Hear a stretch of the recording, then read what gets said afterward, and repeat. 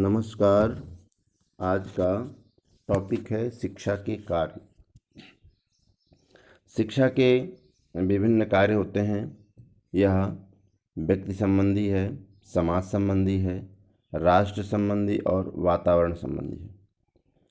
हम व्यक्ति संबंधी कार्यों की चर्चा करते हैं, जैसे है आंतरिक शक्तियों का विकास करना।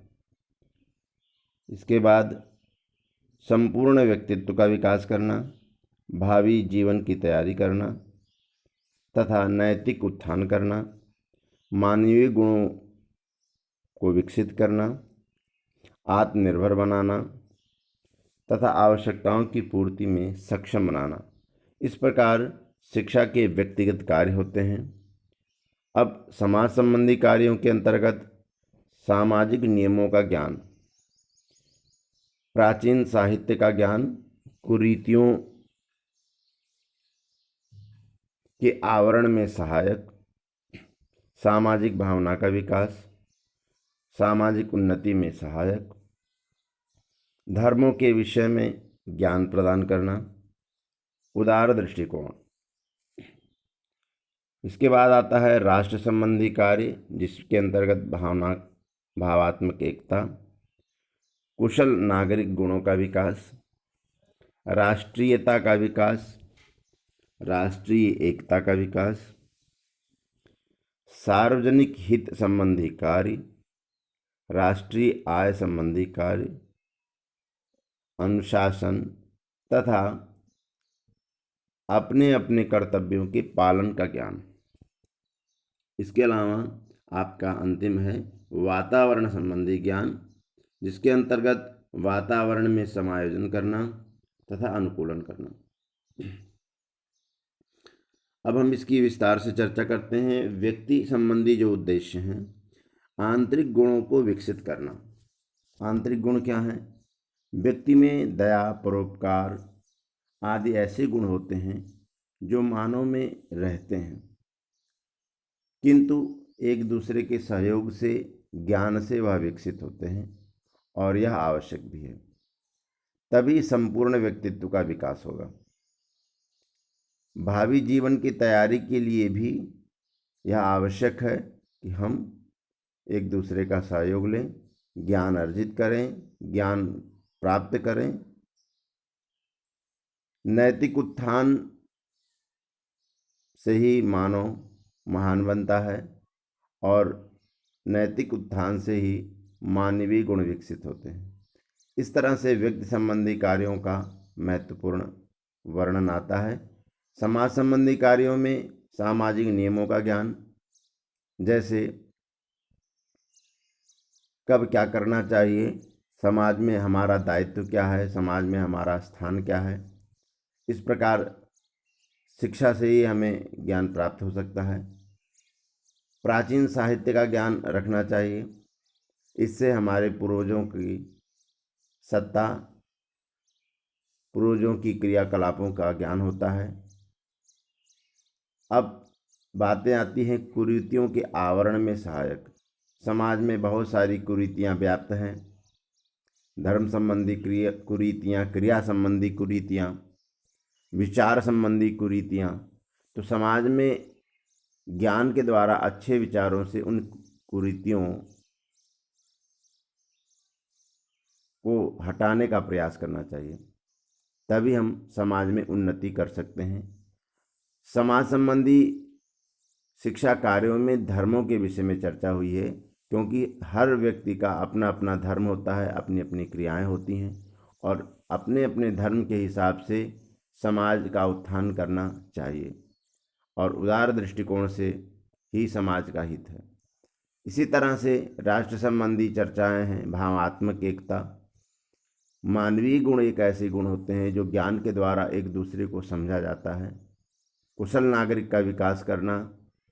नागरिक कर्तव्यों के पालन में शिक्षा बहुत बड़ा योगदान देता है, जिससे सार्वजनिक हित संबंधी कार्य उदित होते हैं। वातावरण में से समायोजन और अनुकूलन। वातावरण से समायोजन, समाज में किस प्रकार से वातावरण का निर्माण होना चाहिए, इस प्रकार की चर्चा आती है। इस तरह से शिक्षा के बहुत सारे कार्य हैं। अब हम बढ़ते हैं शिक्षा के उद्देश्य में। शिक्षा के उद्देश्य जो कि महत्वपूर्ण बिंदु है, मानव जीवन के प्रत्येक पक्ष तथा दैनिक जीवन की क्रिया को सफल बनाने में यह महत्वपूर्ण भूमिका अदा करती है। बिना उद्देश्य के हम जीवन की किसी भी क्षेत्र में सफल नहीं हो सकते, इसलिए उद्देश्य बहुत आवश्यक होता है। उस उद्देश्य को उत्साहपूर्वक करना चाहिए, पूर्ण करना चाहिए। लक्ष्य को प्राप्त तभी कर सकते हैं जब उत्साह की अधिकता हो, अर्थात उद्देश्य वह पूर्ण दर्शित लक्ष्य है जिसको प्राप्त करने के लिए व्यक्ति प्रसन्नतापूर्वक, उत्साहपूर्वक, चिंतनशील रहते हुए क्रियाशील होता है। जब व्यक्ति को किसी उद्देश्य का स्पष्ट ज्ञान होता है तो उसके मन में दृढ़ता तथा आत्मबल जागृत होता है, जिससे वह एकाग्र होकर अपने कार्य को पूरा उत्साहपूर्वक करता है। अब हम आगे बढ़ते हैं। शिक्षा के उद्देश्यों को 4 प्रकार से वर्गीकृत किया गया है। सामान्य उद्देश्य, विशिष्ट उद्देश्य, वैयक्तिक उद्देश्य तथा सामाजिक उद्देश्य, जिसके अंतर्गत आज हम सामान्य उद्देश्य के विभिन्न बिंदुओं की चर्चा करेंगे। सामान्य उद्देश्य शिक्षा हमारे जीवन के लिए आवश्यक है, जिसके द्वारा व्यक्ति का व्यवहार, उसके चरित्र, आचरण तथा मनोवृत्ति, भावनाओं, विचारों, ज्ञान से ही परिवर्तित होते हैं। ज्ञान से ही इन विभिन्न बिंदुओं का संशोधन होता है। इसके अलावा जीवन को सुखमय और शांतिपूर्वक बिताने में भी यह बहुत बड़ा योगदान प्रदान देता है।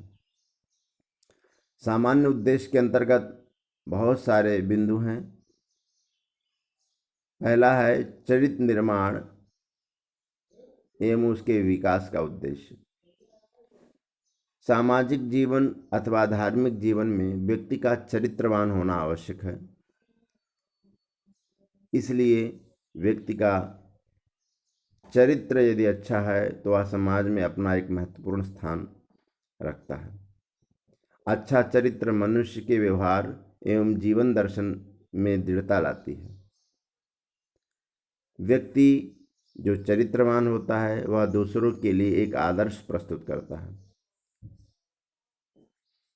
व्यक्ति का चरित्र ही सभ्यता एवं संस्कृति का रक्षक होता है। इस तरह से शिक्षा के द्वारा चरित्र का विकास करना यह उद्देश्य है। अब शारीरिक विकास का उद्देश्य। बालक का शारीरिक विकास शिक्षा स्वयं नहीं करती, बल्कि शिक्षा शरीर के विकास में सहायता प्रदान करती है। शिक्षा स्वास्थ्य को सुदृढ़ रखता है, ऐसा कहा भी गया है। स्वस्थ शरीर में ही स्वस्थ मस्तिष्क का विकास होता है। अब ज्ञान संबंधी उद्देश्य। ज्ञान के विषय में सर्वविदित है, विद्वान सर्वत्र पूज्यते, अर्थात विद्वान की हर जगह पूजा होती है, उसका सम्मान होता है।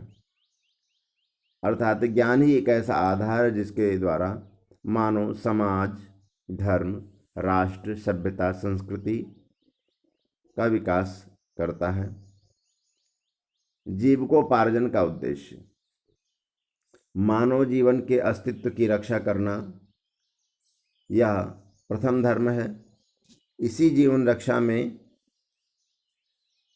जीविकोपार्जन एक महत्वपूर्ण बिंदु है।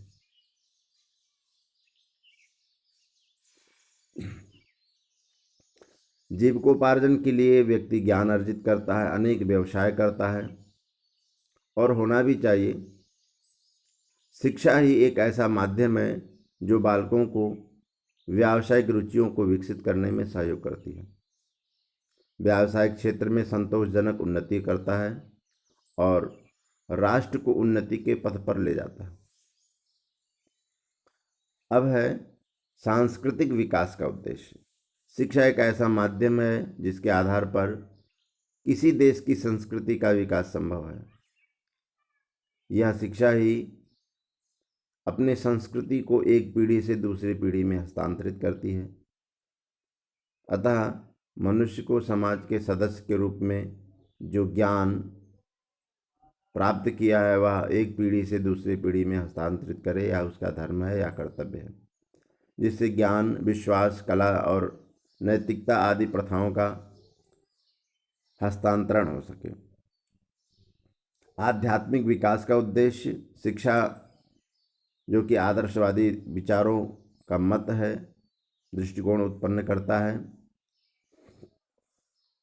आदर्शवादी आध्यात्मिक विचारधारावादी यह मानते हैं कि ज्ञान अर्जित कर लेना मात्र शिक्षा का उद्देश्य नहीं है, या भौतिक उन्नति को प्राप्त करना ही शिक्षा का उद्देश्य नहीं है, अपितु आध्यात्मिक विचारों में पवित्रता लाना, आध्यात्मिक विचारों का सृजन करना, उसका विस्तार करना भी उद्देश्य है, जिससे बालक समाज विरोधी न हो। इस तरह से संतुलित विकास का उद्देश्य व्यक्ति में होना चाहिए, जिससे वह जीवन को पूर्णता प्रदान करे। इस प्रकार से शिक्षा के कार्य एवं शिक्षा के उद्देश्य की चर्चा की गई। अगला बिंदु अगले में चर्चा करेंगे। धन्यवाद।